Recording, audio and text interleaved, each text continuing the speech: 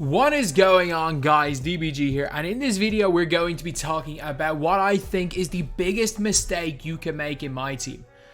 And not only that, and I'm going to explain why it's the biggest mistake right now. This is a new mistake. This is something that is new, and it's because 2K have implemented a new feature this season, and it can be a mistake and it's a good thing in a way. So there are benefits to this, but you've got to know what you're like. You've got to know, just got your wits about you.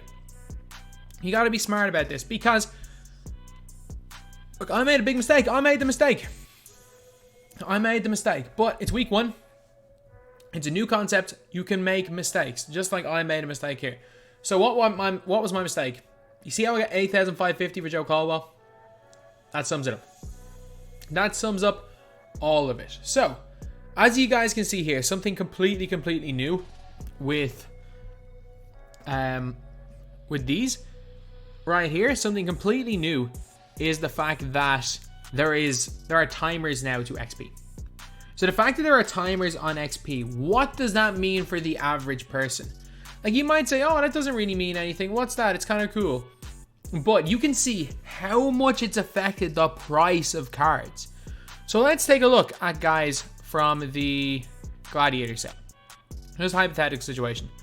Let's look, find auction house Tristan Thompson.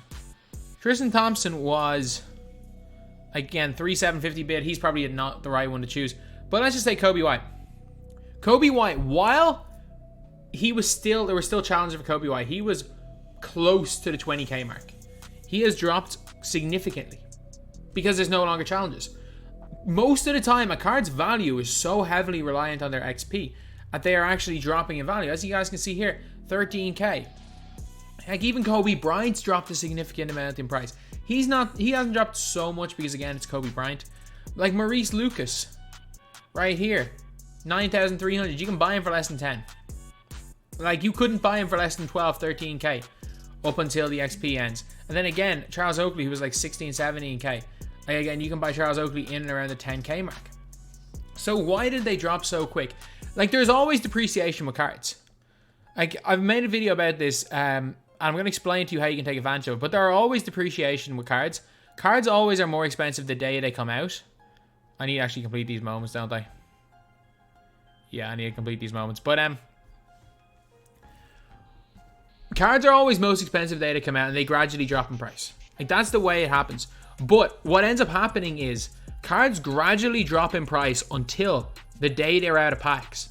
And it used to actually be a case of cards used to go up sometimes when they went out of packs. Especially for the rest of the season, some of the lower tier guys, they would actually go up in price. But what's now happened now is the cards go down. Okay, let's get it from here. They go down, down, down, down, down, down, and suddenly they're out of packs, crash. They crash in price. Joe Caldwell was 13k, and Joe Caldwell is now at 8.5k. I wonder what Eric Gordon's at. So let's see. Cheapest opal. What are the odds it's someone from this season? What are the odds the cheapest Galaxy opal is a card from this season that's actually a pretty decent card in game? Like, it's Joe Caldwell. Joe Caldwell and Eric Gordon. And do you want to know why Joe Caldwell and Eric Gordon are the cheapest opals specifically? Man, I actually got a decent sale for my Joe Caldwell. Do you want to know why they're the cheapest Galaxy opals? Because today their XP expired. So what ends up happening is that a bunch of people have the card in their collection, or a bunch of people bought the card for XP and realized, oh crap, he's not needed for XP anymore, and then are suddenly looking to sell him because they don't have any use for Joe Caldwell. But unlike other times where when people were trying to sell him off, when people were trying to sell off these cards, they used to have some sort of value because there was XP challenges for them. Like, if you tried to sell on the last day of the season, if you tried to sell any of these fan favorites cards last season, they had some value because there was XP. But with no XP, their value tanks. It's the reason why cards from the previous season, their value used to tank as soon as the new season started. But now that is actually happening. Instead of season by season, it's happening week by week. So, is this an all negative thing? I mean, the purpose of it is literally just to depreciate people's MT totals. And yes, it is an all negative thing. It is an all negative thing. Making it so that cards only count for XP when they're in packs is literally, it is something that is making the game less convenient for players just to drive money up. As I will always say, I'm perfectly fine with 2K doing things for money, but if they're sacrificing the gaming experience for money, that's when I'm all out with it. So that's the case. But when you're smart about things, you can turn a negative into a positive. And that's what we're talking about here. The do's and don'ts. So, the don'ts. And I know a lot of you guys are going to want to pick up cards as soon as you possibly can. Not the right idea. That is one of the don'ts. So, the don'ts are buying a card the day it comes out in packs. I know. This is only if you have the certain time. Like, if you have the time to do it all in one day, wait until the day before they're out of packs. Wait until Wednesday or Thursday to get your Friday players. That's when they're at their lowest. If you're trying to get XP, that is. Get them on Wednesday or Thursday, do the challenge, sell them like straight away. The lower the price you buy them at, even though it sells low, it means that you lose less on tax. But sometimes it makes no difference if it's only like 5-6k if you're selling back straight away. But sell back straight away. Sell back straight away is the number one tip. Sell back straight away. Do not hold players. For example, if you're a big, I only have the cheap players. But if you had Iji and Lian, and I mean Manute Bol, again, I bought Manute Bol. I probably regret it, to be honest, because I haven't really used him too much. But for example, I bought Manute Bol. Manute Bol's cheaper now than when I bought him. He's cheaper now than when I bought him. I could have sold him. I could have went and sold Manute Bol, but I kept him. But the whole thing is that Manute Bol's gonna, maybe actually not so much with him because he's only 2,000 XP. But for guys like Granger and Odom are gonna tank in price. Like Granger he's already a buy-up. Odom's gonna become even cheaper. Iji and Lian, guys like him could drop 15k between Thursday and Friday. So like if you're looking to buy him for challenges, if you're really looking for that, buy him like today, sell him back. But these guys on Friday are going to be incredibly cheap. So buying a card a week late may not be the worst thing. So as soon as the XP goes in these cards, they lose a lot of their value. So you can get some of these guys for steals. You can get cards without XP attached for steals. So if you're willing to wait on a card, for example, the out of position 3 set, if you want to buy a bunch of those great players, wait until Friday. They are going to tank harder than anything. There's not going to be, I don't think there's going to be a whole market crash again. Every card's too good for the concept of a market crash to be a big thing. It's going to be constantly depreciating value of players. But I don't think a big market crash is going to happen. There's already demigods even for budget players at all 5 positions. So, just wait until their XP's gone and you can get some elite guys on the cheap.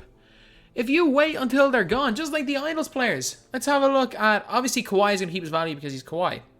But let's just say, where's Idols 3? Idols 3. Karl Anthony Towns. Karl Anthony Towns is a buyout. And he's a quite cheap buyout. I don't know, I assume whether he was a buyout or not, he's definitely gone down in price. Heck, we've seen Thing lose 33% of his value, Joe Caldwell. At times he was on like Saturday, Sunday, he was like 15k. Obviously Gilbert Arenas is Gilbert Arenas. Is Chicken Man under 100k? Like he's down at 130k. Again, people use, it's a little bit different with guys like him where people are really using him in competitive settings. But again, Eric Gordon cheap. Joe Caldwell cheap again. Fultz. Like Fultz is like 10k as well. And these guys are going down. These guys went big time down in price. So the best time to buy a card is the day their XP drops. Because that's when the cards have the big like loss of MT. So for example, on Friday, it's probably maybe the lowest price of the out of position 3 players. Unless of course there's a set where like it's all 99 everything and some of the cards are cheap. And the market's just gone. But again, that's just natural. That's just going to be natural depreciation. That is now the best time to buy cards. The worst thing you can do is hold a card through XP. And I made the mistake with Caldwell. Like, I'm doing it for content, so I'm buying all the cheap players in all these sets. So I don't really mind too much about that. I don't really mind about buying all the cheap players in out of position sets. Again, I paid like nothing for Parsons. I paid a little bit for Cliff. Cliff was a little bit expensive, but I paid like nothing for Parsons. Like, he's going to drop in price. The worst thing you can do is, for example, hold a Lamar. Say if you're using Danny Granger and you're not 100% sold on him, the worst thing you can do is hold Granger through him being out of XP. Him being out of XP, because he'll just tank in price. So if you've got a bunch of cards in your collection from the Gladiator set, a bunch of mid-tier overalls, like these low-tier guys, they're not going to change enough in price that it's relevant. So any of these like low guys. But for example, like one of the dumbest things I can do, like I'm going to sell my Parsons, and I'm going to, you know, I might as well sell, I'm going to sell my Parsons and Cliff Robinson. Because there's no point. Like I'm like, oh yeah, I use Cliff on my team. I'm like, I'm not gonna play a game with my best team. What am I? Who do I think I am? Someone that actually likes playing this game? I'm making a loss on both of these guys. But like, I'm gonna sell these guys, and I'm probably not gonna buy Parsons back. But I'm going to buy Cliff back. And I'm gonna make a profit. Even though I've obviously, the cards have depreciated in value, I've obviously made a loss on Cliff Robinson based on when I bought him on Friday. But at the end of the day, I'm still gonna buy him back and profit. I'm still gonna buy him back on Friday because he's gonna be in my team, and I'm still gonna profit off that. So I think I bought mine for like 24k or something, give or take a little bit. Let's see, like 19, 18. That's a little bit steep for me because I don't have a lot of MT right now. But still, it's not the end of the world losing whatever. Couple of thousand MT here and there, here or there. That is not a big deal. 7900. But again, this is just exactly what I'm doing. I'm selling my card today, and then I'm gonna buy it back on Friday. So my best thing is like sell when you're done with it, and then rebuy it back on Friday. Rebuy back on the Fridays, lads. And again, if this doesn't work, and it turns out that, and this isn't to go say sell all your players. This is not to say sell all your players, because right now, today, this is not going to work, because everyone's going to start selling their players right now, and it's going to drop. They're going to drop like they're going to drop on Friday for out of position players. So hold off on your out of position players today. For this 1 week, it's probably not going to happen.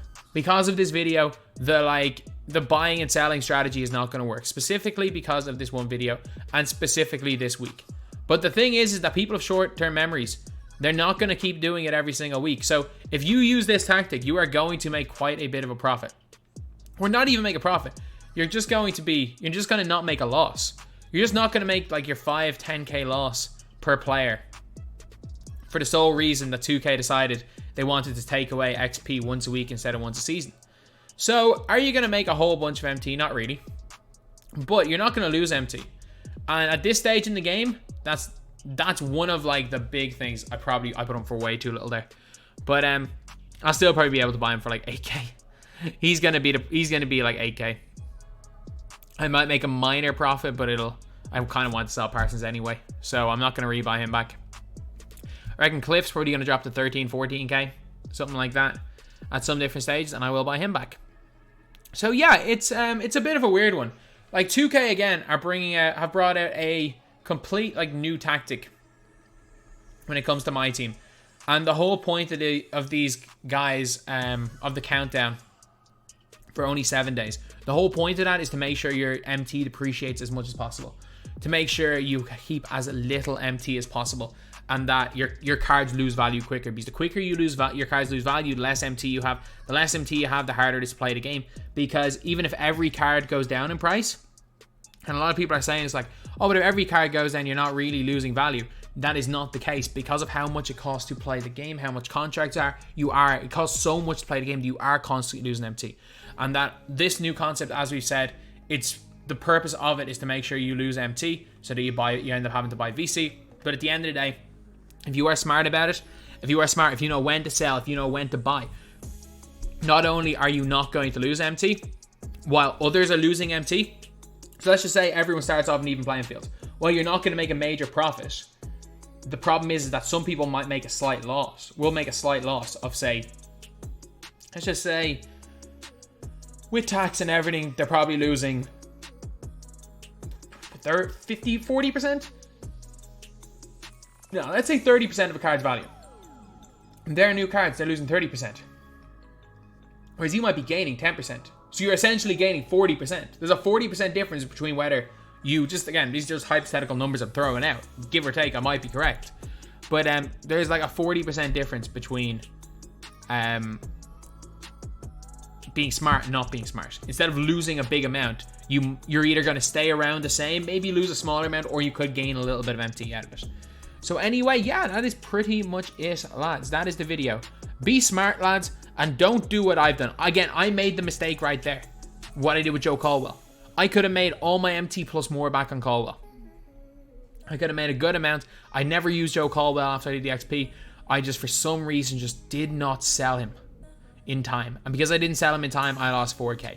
Is 4k a big deal in the grand scheme of things? No, it's not. But I know for a fact that you guys are working with bigger players. And for that 4k, in that percentage loss of 4k, for certain players, that could be 40k. So just be smart. So anyway, that's the video. Thank you guys for watching. Please like, comment, and subscribe.